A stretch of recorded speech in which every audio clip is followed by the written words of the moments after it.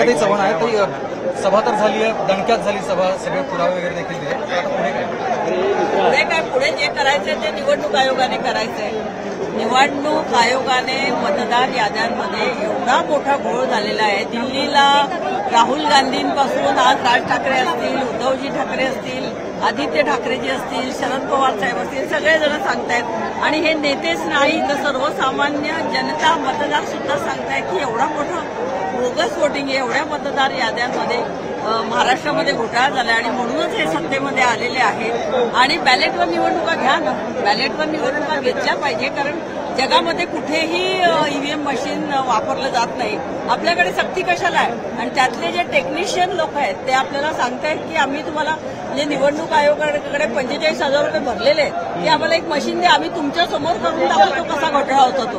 पण ते तयार नाही आहेत. आमचे भाजपचे प्रवक्ते सांगतायत की कोर्टामध्ये जा. अरे कोर्टामध्ये का? आम्ही जनतेच्या अदालतमध्ये आलेलो आहोत.